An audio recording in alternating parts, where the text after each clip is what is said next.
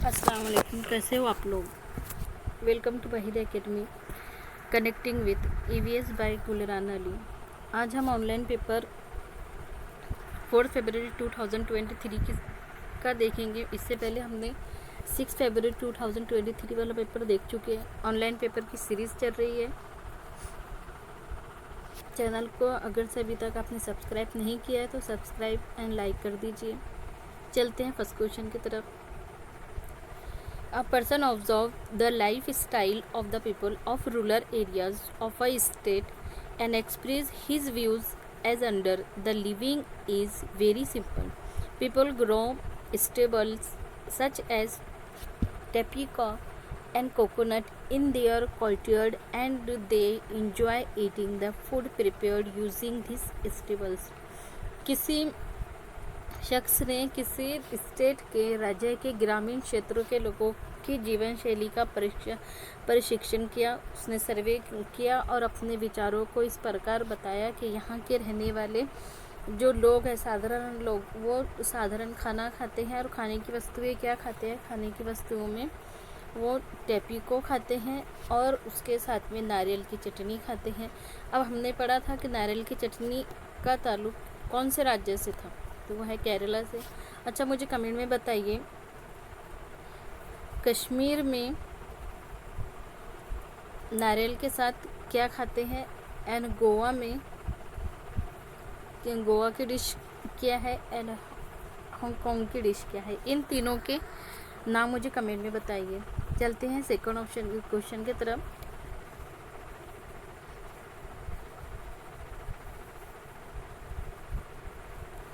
झूम फार्मिंग के बारे में क्वेश्चन है हमारा। मिजोरम के जंगलों में की जाने वाली झूम खेती के बारे में नीचे दिए गए कथनों पर विचार कीजिए। अब इसके बारे में हमको राइट बताना है क्या है। After cutting one crop the land is left as it is and nothing is grown there for some years. एक फसल काटने के बाद उस भूमि को खुला छोड़ देते हैं और उस पर कुछ वर्ष तक कुछ भी नहीं उगाया जाता। के लिए ऑप्शन राइट है। फिर है इस भूमि पर उगने वाले बांसों और खरपतवारों को काट कर जला दिया जाता है, इसीलिए तो इसे स्लैश एंड बर्न कहा जाता है। ये भी सही है। चलते हैं थर्ड ऑप्शन की तरफ। The land is then plug deeply before. इसके बाद बीज बोने से पहले इस भूमि को गहरा जोता जाता है, इसको गहरा नहीं जोता जाता। ये ऑप्शन रॉन्ग है। तो हमारा कौन सा ऑप्शन राइट निकला था? एक ए और दूसरा डी, दोनों भी राइट थे। सी रॉन्ग था। चलते हैं डी की तरफ। रासायनिक उर्वरकों और कीटनाशकों का उपयोग आवश्यकता अनुसार करते थे, जब ज़रूरत हो उसी हिसाब से केमिकल फर्टिलाइज़र का यूज़ कर सकते थे। तो ऑप्शन डी भी राइट है। ऑप्शन डी भी राइट है। अब हमको किधर आना है? ऑप्शन एक और ऑप्शन बाकी है। कितने ऑप्शन निकल चुके हमारे? ए, बी और डी। अब लास्ट ई देखेंगे क्या कहता है। एक ही खेत में अलग अलग किस्म की फसल जैसे मक्का, चावल, मिर्च और सब्जियों को उगाया जाता था। ये भी राइट है। तो ऑप्शन ई। अब ए बी डी किस ऑप्शन में हमको नज़र आ रहा है? ऑप्शन डी में नज़र आ रहा है। Right option is option D.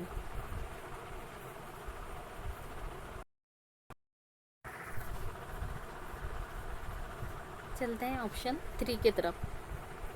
क्या कह रहा है option 3? Solve the problem riddles. हमको एक पहेली को सुलझाना है। अब पहेली क्या है? काले काले मोती जैसी। अब वो ऐसी कोई चीज़ है जो खुद का तारुफ कर रही है। अब क्या बता रही है? काले काले मोती जैसी हूँ, छोटी सी पर गोल हूँ। छोटी सी है लेकिन गोल है, बारीक पीसी या दरदरी जाती है। वो बारीक भी पीसी जाती है या दरदरी भी पीसी जाती है। मीठे और नमकीन दोनों में भी काम आती है, दोनों में भी डाली जाती है। मतलब वो मीठे में भी डाला जाता है हम इसे, और नमकीन में भी डालते हैं। सोचो सोचो कौन हूँ मैं, जल्दी बोलो कौन हूँ मैं। तो कौन हो सकता है? काली मिर्च, इलायची, सरसों या लौंग। तो ये है काली मिर्च। चलते हैं नेक्स्ट क्वेश्चन की तरफ। Which one of the following can find his female from many kilometres away by her smell. हमें पता है कौन अपनी फीमेल को किलोमीटर दूरी से भी पहचान लेता है, तो वह है silkworm.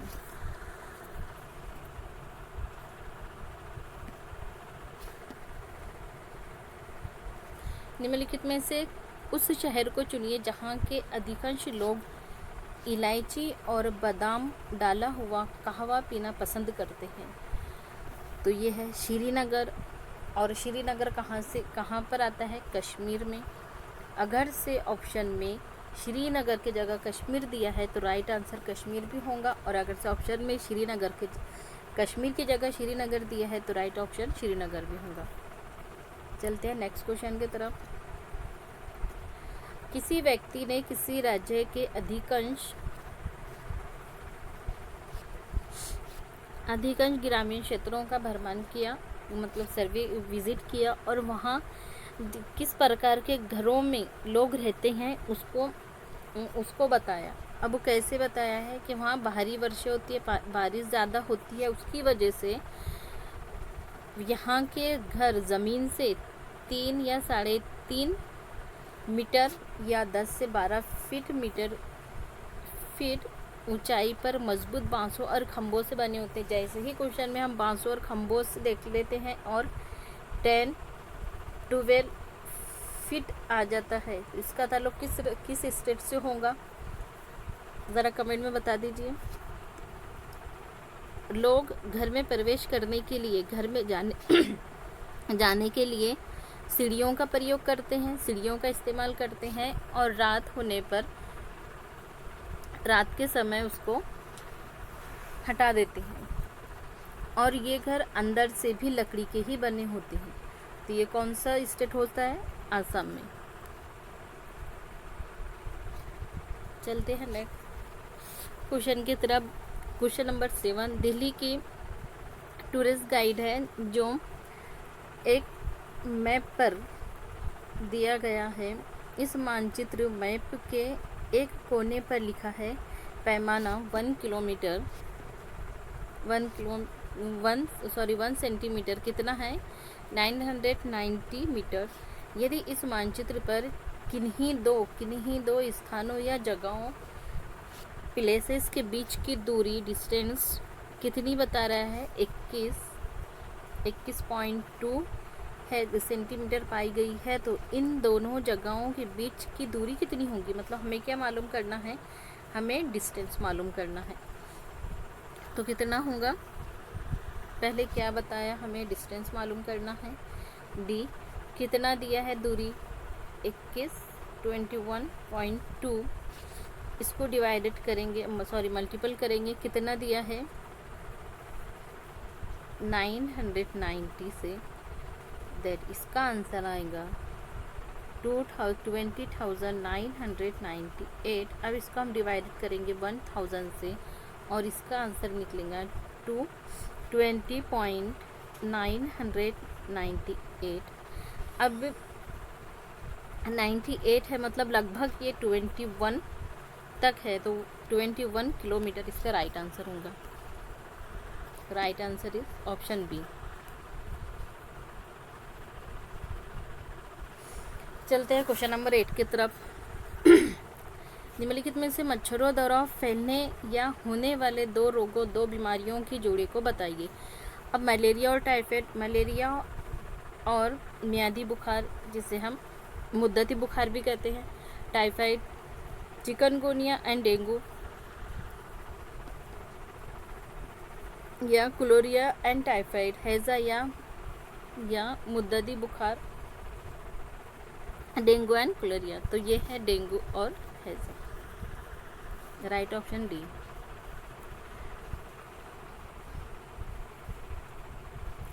Select from the following a pair of bird having excellent sight and see things distantly 4 times as far as we can। निम्नलिखित में से पक्षियों का वो जोड़ा चुनिए जिनकी दृष्टि स्ट्रेच्ड होती है और हमारी तुलना में हमसे 4 गुना दूरी से भी चीज़ों को देख सकते हैं। वो कौन से परिंदे हो सकते हैं?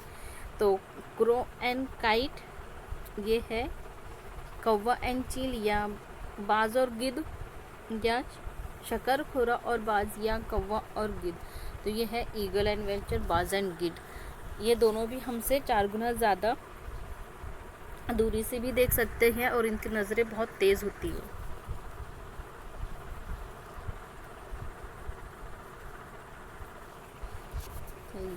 The state in which the word Torang is mean for jungle is, वो स्टेट, वो राज्य बताइए जहाँ तोरांग का मतलब जंगल है। तो ये कौन सा है? तोरांग का मतलब जंगल। झारखंड में कहते हैं जंगल को तोरांग, झारखंड में कहते हैं। चले थोड़ा सा हम इसके बारे में जान लेते हैं।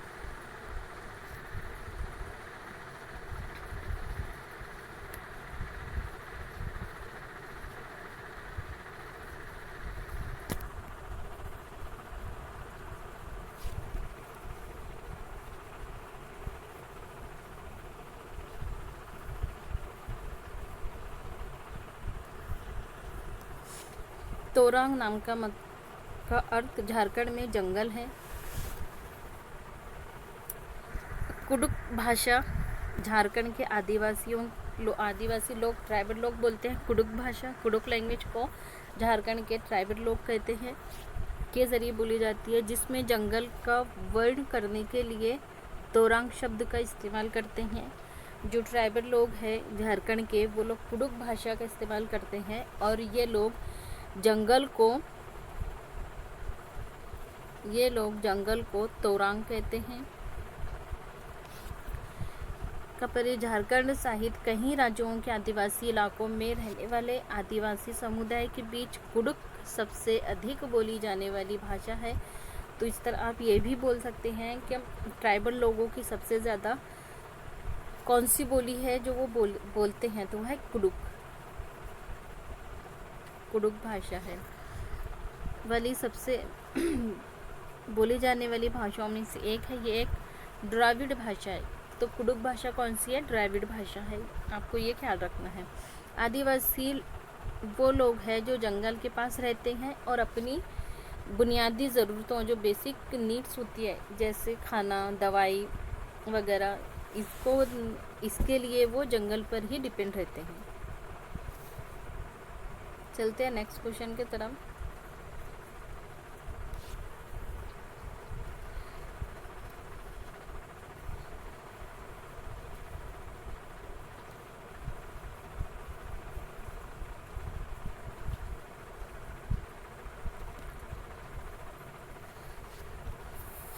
कोई स्टूडेंट है जिसका घर एक्स पर है,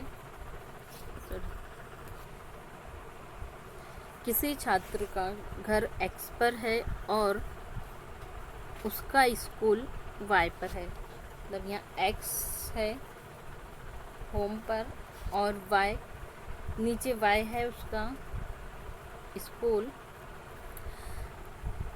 और उसको घर से स्कूल जाने के बीच में सीधी सड़क नहीं है बल्कि तिरछा रास्ता है।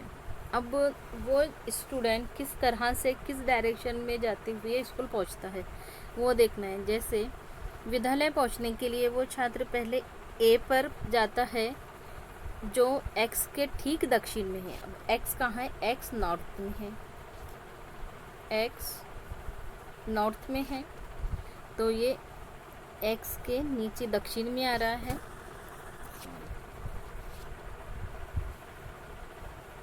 एक्स होम और वाई स्कूल। चलिए एक्स कहाँ है? एक्स नॉर्थ में है और यहाँ से कितना बोल रहा है? 60 मीटर ए पर आ रहा है। चलिए, विद्यालय पहुँचने के लिए छात्र पहले ए पर आता है जो कि एक्स के ठीक दक्षिण में है, मतलब साउथ में है। तो ये आ गए हम साउथ में एक्स के। फिर बोल रहा है 60 मीटर की दूरी पर है। फिर वो बी पर जाता है जो ठीक ईस्ट में कितना है? 60 मीटर है। फिर ये ईस्ट में आ रहा है कौन है यहाँ, बी है, और ये कितना होगा 60 मीटर ईस्ट। फिर कह रहा है फिर वो सी पर जाता है जो बी के ठीक दक्षिण में है। अब बी के ठीक दक्षिण में मतलब यहाँ बी है तो ये नीचे आ रहा है, और कितने मीटर, 50 मीटर, 50 मीटर। अब अंत में वो अपने विद्यालय पहुँचता है जो सी के ठीक पूर्व में है। अब सी के ठीक ईस्ट में है, कितना 60 मीटर। तो इसका कहाँ पर होगा, इस डायरेक्शन में उसका स्कूल होगा। तो ये डायरेक्शन कौन सी हो रही है, ये वेस्ट की हो रही है। तो ऑप्शन में देखा है हमको नॉर्थ से शुरू हो रहा है, वेस्ट पर रास्ता ख़त्म हो रहा है। तो ऑप्शन देखेंगे हम, साउथ ईस्ट नहीं होगा, साउथ वेस्ट भी नहीं होगा, नॉर्थ ईस्ट तो होगा नहीं, तो north west is correct answer.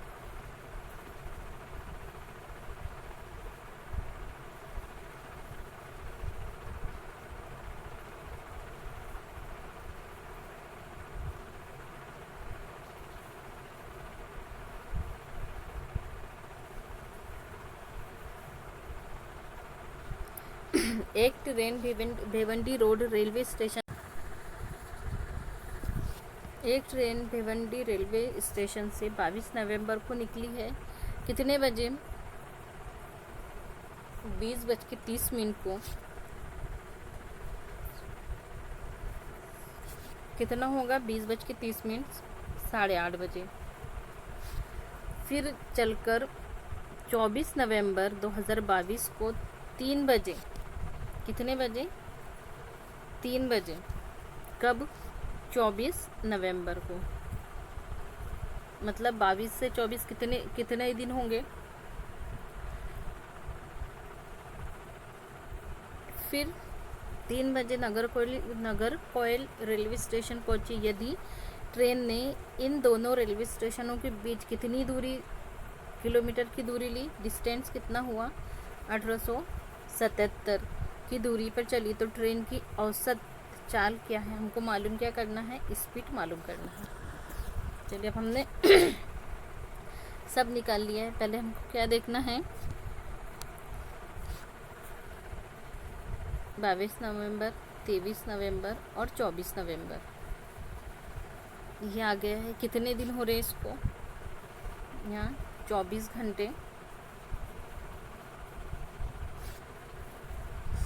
तो 20 में से हम 24 में से 20, 20:30 को माइनस करेंगे तो कितना होगा हमारे पास, 3 घंटे 30 मिनट बाकी बचेंगे, 3 घंटे 30 मिनट बचेंगे। अब 3 घंटे 30 मिनट को डिवाइडेड करेंगे हम 1877, ये क्या थी, हमारी दूरी थी। इसको किससे डिवाइडेड, इसको डिवाइडेड करेंगे हम 30.5 से, कितना होगा, इसका डिस्टेंस आ जाएगा 1.54। अब 1.54 कितना किलोमीटर होगा, इसको कन्वर्ट कर देंगे तो ये आ जाएगा 62 किलोमीटर में। तो हमारा ऑप्शन में देखना है 62 किलोमीटर कहाँ है, यहाँ पर है 62 किलोमीटर। राइट ऑप्शन डी होगा। चलते हैं क्वेश्चन नंबर 13 की तरफ।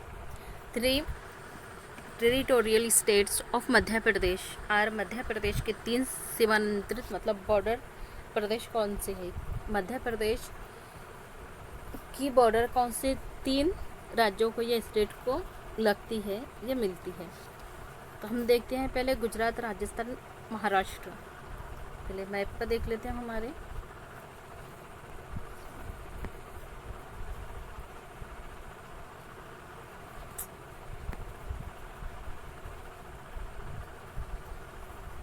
यहाँ पर महाराष्ट्र है और यहाँ पर एमपी है, इस साइड में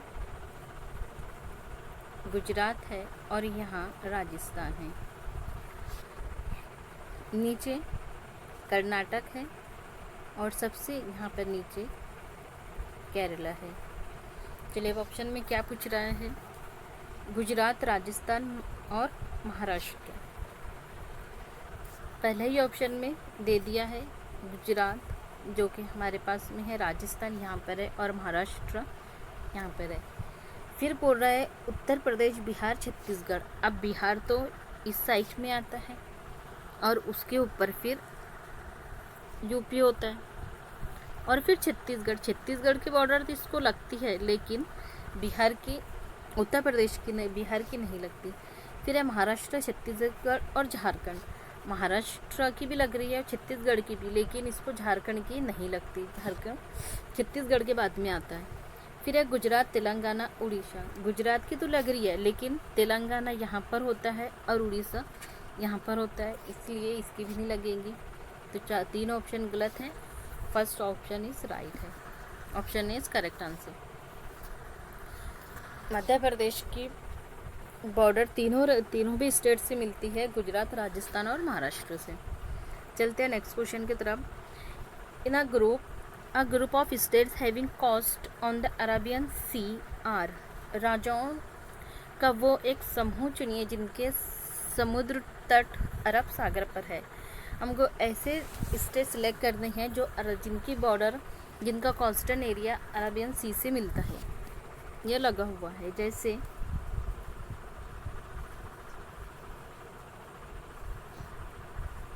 यहाँ पर कौन सा है, केरला है, यहाँ कर्नाटक है, फिर यहाँ पर महाराष्ट्र है और यहाँ गुजरात है और इसके ऊपर यहाँ राजस्थान है। चलिए पहले क्या बता रहा है, पहले ग्रुप में दे रहा है तमिलनाडु, उड़ीसा, आंध्र प्रदेश। ये किस साइड में, और यहाँ पर इस साइड में पड़ता है हमारा अरेबियन सी, ये वाली राइट एरिया लेफ्ट एरिया में, और राइट में होता है bay of Bengal. Bay of Bengal, इधर बे ऑफ बंगाल होता है और इधर अरेबियन सी होता है। तो तमिलनाडु, उड़ीसा, आंध्र प्रदेश। तमिलनाडु यहाँ पर होगा, फिर आंध्र प्रदेश यहाँ है और उड़ीसा ऊपर है। तीनों भी क्या है, ये बे ऑफ बंगाल के, इसलिए ऑप्शन ए कट गया है। फिर है Kerala, Karnataka, Maharashtra. Yes, option B is right, क्योंकि यहाँ पर केरला भी है, कर्नाटक भी है, महाराष्ट्र भी है। तीनों भी ही स्टेट की बॉर्डर कोस्टल एरिया अरेबियन सी से मिलता है। फिर है गुजरात, महाराष्ट्र, उड़ीसा। गुजरात तो मिल रहा है, महाराष्ट्र मिलता है, लेकिन उड़ीसा नहीं मिलता है। फिर है गुजरात, केरला, तेलंगाना। गुजरात मिल रहा है, केरला, लेकिन तेलंगाना नहीं मिलता है, इसलिए करेक्ट ऑप्शन बी होगा, option B.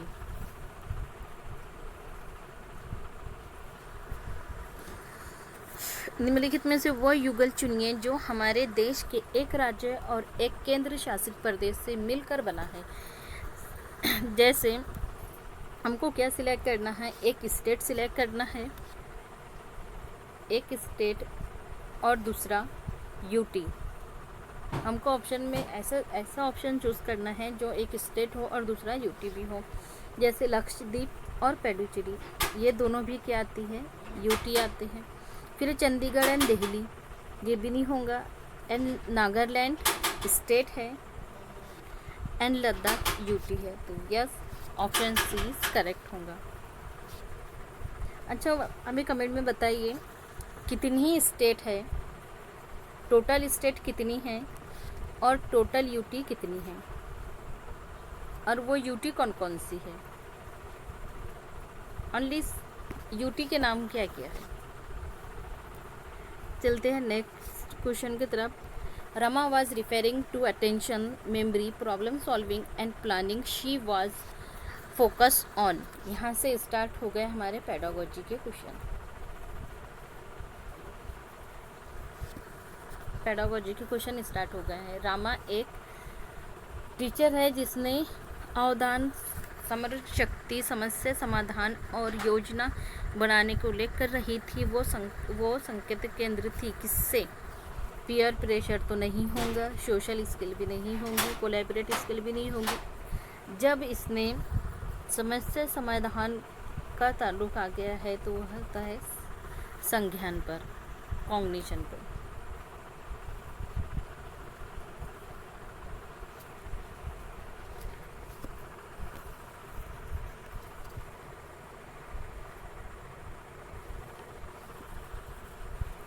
and EVS teacher instructs children to group fallen leaves of trees on the basis of shape, size, structures, etc. The purpose of teacher is to enhance. EVS के शिक्षक ने बच्चों को वृक्षों की गिरी हुई पत्तियों को आकार, माप और बनावट इत्यादि के आधार पर समूह में व्यवस्थित करने के निर्देश दिए हैं। शिक्षक का उद्देश्य क्या है? मतलब एक टीचर है जिसने अपने क्लास के बच्चों को कुछ दरख्त की गिरी हुई पत्तियों के बारे में कहा कि उनकी आकार, उनका माप देखिए, उनको आकार, उनकी साइज़ क्या है, आकार, उनकी साइज़ क्या है, उनका मापन, उनका मेजर क्या कैसे है, फिर उनका शेप क्या है, बनावट, शेप कैसे है, इन सब के बारे में उसने उन्हें कुछ करने के लिए कहा। अब उस टीचर का उद्देश्य क्या था, मकसद क्या था कि क्यों बच्चों को वो कुछ दरख्तों की पत्तियों और आकार, मापन वगैरह की बनावट के बारे में पहचानना चाहता था? क्योंकि वो बच्चों के बीच में बच्चों को क्या करने लगा रहा है, उसका मोटिव क्या था, उसका पर्पस क्या था। तो टीचर का पर्पस ये था क्या वो अंडरस्टैंडिंग ऑफ लीव्स, क्या वो पत्तियों के विषय में उनकी समझ में वृद्धि कर रहा था? नो ऑप्शन ठीक है, लेकिन इसका आंसर नहीं होगा। क्या ऑब्जर्वेशन एंड क्लासिफिकेशन कर रहा है? Yes, option B correct answer है। क्योंकि बच्चे जब टीचर उसको कुछ दरख्तों के बारे में मालूमात करने के लिए बोल रहे हैं कि कुछ दरख्त है जिनकी पत्ती गिरी हुई है, अब पत्ते गिरे हुए हैं तो उनकी आकार को पहचानो क्या है, किस साइज़ के है, उनकी बनावट कैसी है। इसमें क्या करेंगे बच्चे कि अब उसको ऑब्जर्व करेंगे ट्रीज को, और जो पत्ते वगैरह है उनको अलग अलग तरह से क्लासिफिकेशन देंगे कि ये छोटी साइज़ का, ये बड़ी साइज़ का। इस तरह से वो बच्चों में ऑब्जर्वेशन और क्लासिफिकेशन स्किल को बढ़ावा दे रहा है। चलते हैं नेक्स्ट क्वेश्चन की तरफ।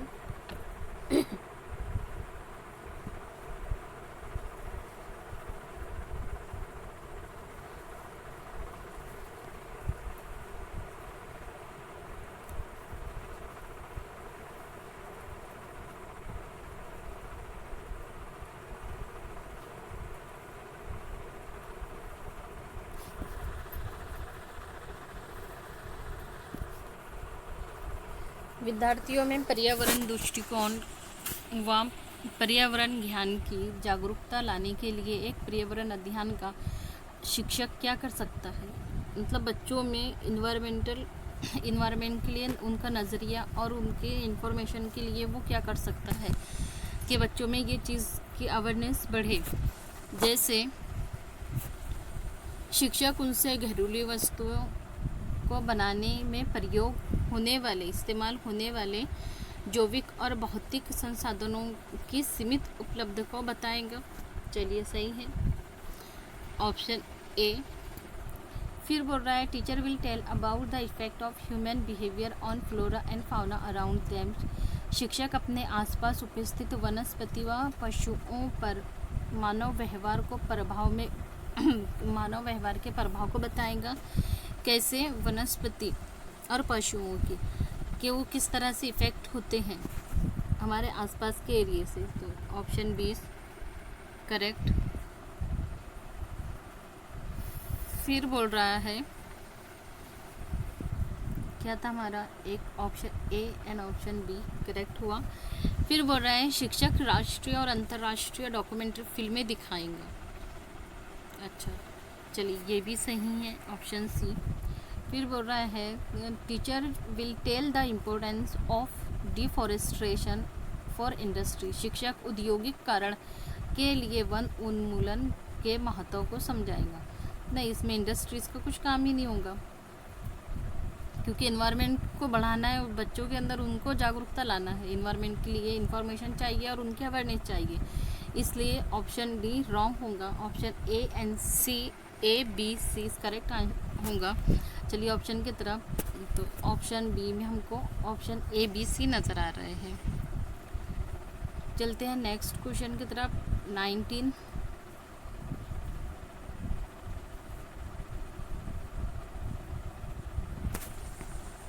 क्या बोल रहे हैं, arrange the following steps involve in practising activities based learning in proper sequence. इनको learning activity based of learning को सीक्वेंस से लगानी है। कैसे? हम सबसे पहले क्या करते हैं? सबसे पहले हम प्लानिंग करते हैं, तो ये इसको नंबर 1 दे दीजिए। फिर हम क्या करते हैं, इसके बाद में प्लानिंग के बाद में हम एक्टिविटी कंडक्ट करते हैं, तो सेकंड नंबर पर आएगा। फिर इसके बाद में हम रिफ्लेक्टिंग प्रोसेस करते हैं, तो इसको 3 नंबर दीजिए। फिर उसके बाद में हम रिवाइजिंग करते हैं 4 नंबर पर। अब ऑप्शन को कलेक्ट कीजिए, क्या है? सबसे पहले सी होगा, फिर उसके बाद ए होगा, उसके बाद डी होगा और लास्ट में बी होगा। तो ऑप्शन CADB कहाँ पर नज़र आ रहा है हमें? ऑप्शन CADB ऑप्शन ए में नज़र आ रहा है और हमारा option A he correct answer है। चलते हैं क्वेश्चन नंबर 20 की तरफ।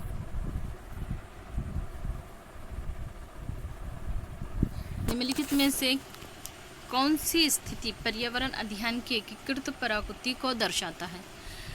अब कौन सी ऐसी चीज़ है जो एकीकृत प्रकृति को दर्शा रहा है?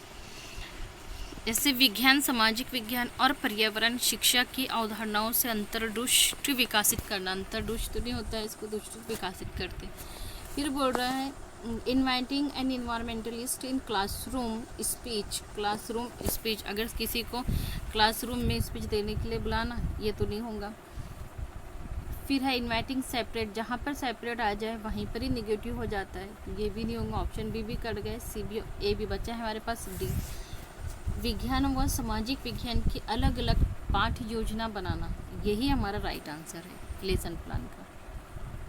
Option number question number 21।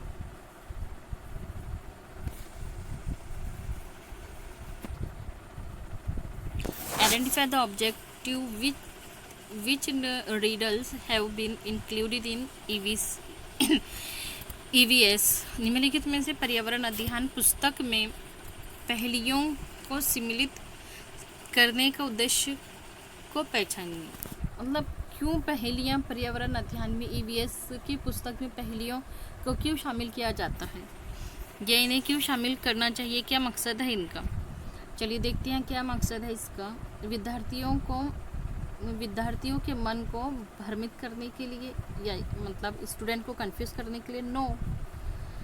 फिर है टू मेक देम प्ले, विद्यार्थियों को खेल खिलाना।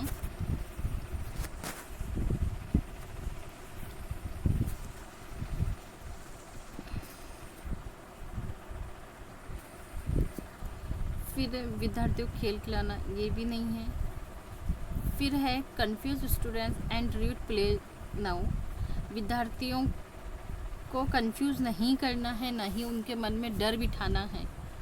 फिर है टू डेवलप लॉजिकल एबिलिटी, ताकि बच्चे को पहेलियाँ इसलिए कराई जाती है ताकि बच्चे में लॉजिकल एबिलिटी आए, लॉजिकल एबिलिटी डेवलप हो सके, इसलिए पहेलियों को शामिल किया गया, ये उसका मकसद है। चलते हैं क्वेश्चन नंबर 22 की तरफ। रीमा ने अपने विद्यार्थियों को देश के विभिन्न भागों में मनाए गए विभिन्न त्योहारों के उत्सवों पर जानकारी एकत्र करने का नियमित काम दिया और उन्हें कक्षा में प्रदर्शित करने के लिए कहा। इस क्रियाकलाप का उद्देश्य क्या था? तब एक टीचर है जिसने अपने स्टूडेंट्स को कहा है कि वो अलग अलग भागों में होने वाले त्योहारों के बारे में जानकारी हासिल करें और उन्हें कक्षा में लाकर बताएं, प्रदर्शित करें या क्लासरूम में बताएं। इस तरह की उसने एक एक्टिविटी दी है। तो उसका एक्टिविटी देने का मकसद क्या था? देश के सर्वाधिक लोकप्रिय त्योहारों के विषय को जानना चाहिए, ये नहीं होगा। फिर है हमारे देश में संस्कृति की विविधता के विषय में विद्यार्थियों को संवेदनशील बनाना और विविधता को, ये राइट है, यही ऑप्शन हमारा राइट है और यही आंसर होगा। सॉरी, क्या पूछा है इसमें? हाँ,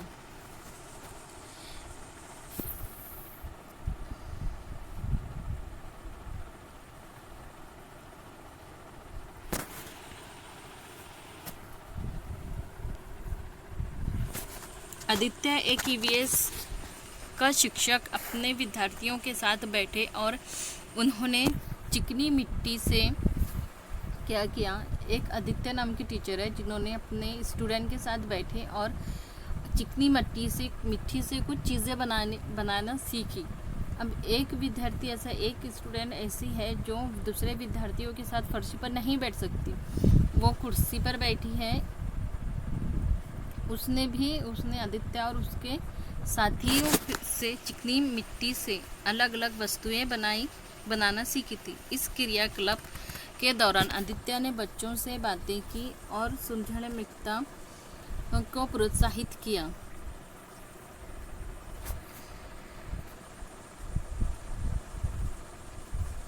क्रिएटिविटी इनकरेज किया उसने क्रिएटिविटी को। फिर उसने विद्यार्थियों को चिकनी मिट्टी का उपयोग करके अपनी पसंद का दृश्य बनाने के लिए कहा। प्रत्येक समूह ने एक भिन्न विचार प्रस्तुत किया एवं एक भिन्न दृश्य बनाया। इसके दौरान उसने अवसर प्रदान किया किस लिए?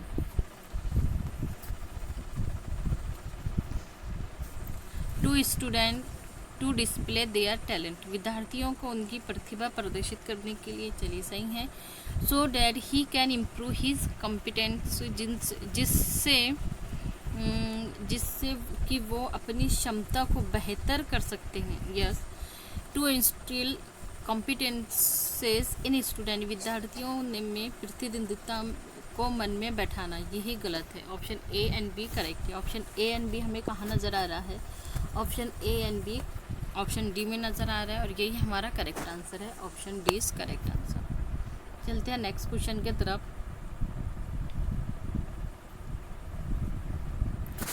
If you find any topic in EVS difficult to teach, what would you do as a teacher? यदि आपको EVS में कोई विषय पढ़ाना कठिन लगे तब एक शिक्षक के रूप में आप क्या करेंगे? रिपीट द मेन पॉइंट तो नहीं करेंगे। ऑप्शन ए कट गया है पहले। डू क्वेश्चन विथ स्टूडेंट, विद्यार्थियों से प्रश्न पूछेंगे। अच्छा, फिर है read it and teach it, उसे पढ़िए और पढ़ाएंगे, ये भी नहीं होगा। और स्टूडेंट से क्वेश्चन भी नहीं पूछेंगे क्योंकि क्वेश्चन में क्या बोल रहा है, कठिन लगे तो हम क्या करेंगे, ये पूछ रहा है। तो हम क्या करेंगे? यूज़ करेंगे स्ट्रेटेजी को हमारी टीम टीचिंग से, समूह शिक्षण रणनीति का हम उपयोग करेंगे, यही हमारा राइट आंसर है। Option D.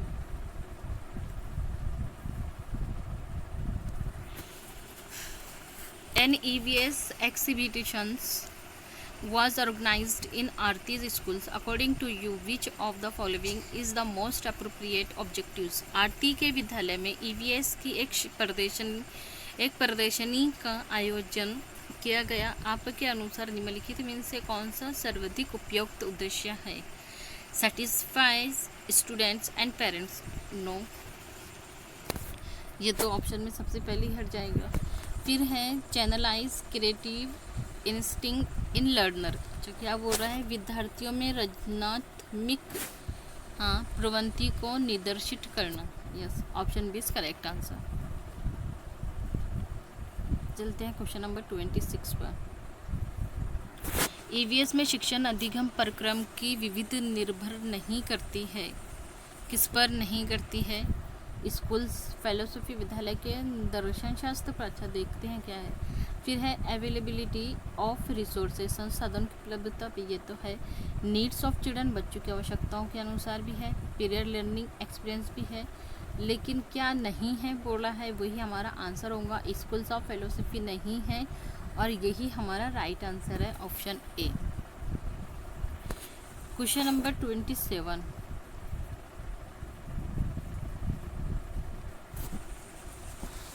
Teaching of EVS should be more effective if the teacher, EVS का शिक्षण अधिक प्रभावी होगा यदि शिक्षक क्या करेगा?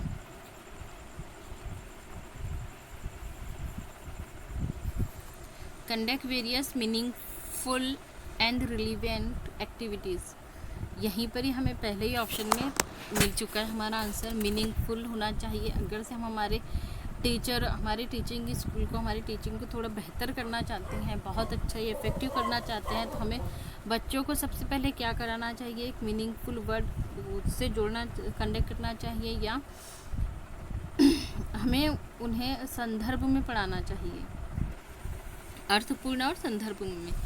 चलिए हम बाकी के ऑप्शन भी देख लेते हैं। हैज़ कमांड ऑन हिज या हर का अपने विषय पर अधिकार हो, नो। फिर बोल रहा है विषय समाप्त करने के बाद घर काम दे, ये भी गलत है। फिर बोल रहा है विषय के शुरू में विद्यार्थियों को उद्देश्य बताए, ये भी गलत है। राइट ऑप्शन क्या है हमारा, एक्टिविटी बेस्ड हो और मीनिंगफुल हो।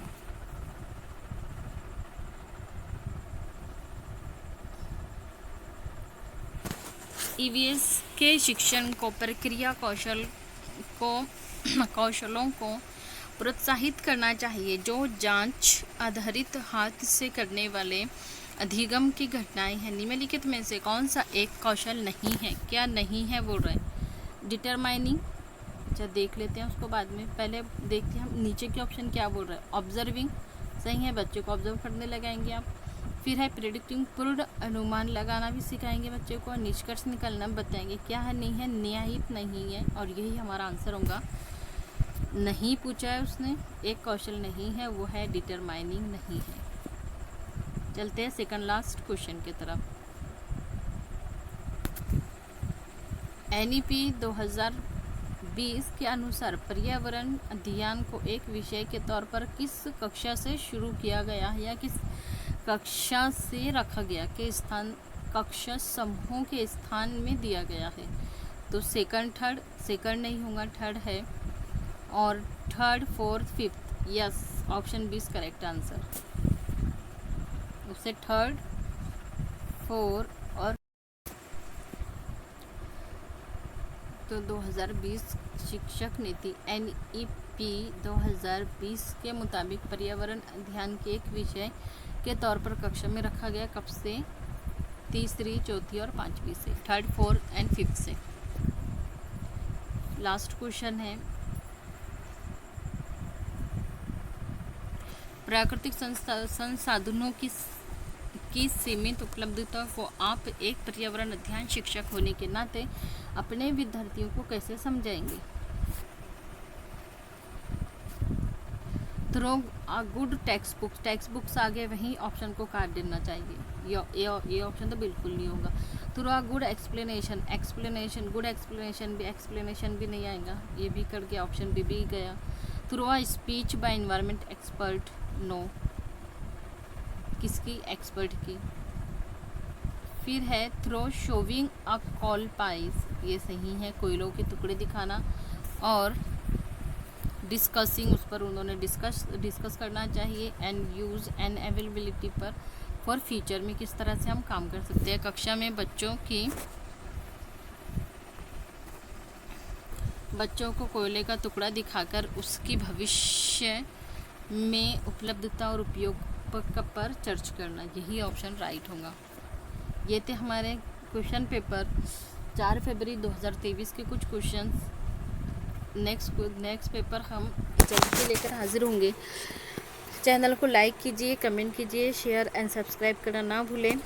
अगर से आपको कोर्स ज्वाइन करना है तो मेल कीजिए मेल आईडी पर, और टेलीग्राम की लिंक दी हुई है, इस पर फ्री क्विज़ होती है, आप इसको ज्वाइन कर सकते हैं। चलिए, जज़ाकल्लाह, थैंक यू सो मच।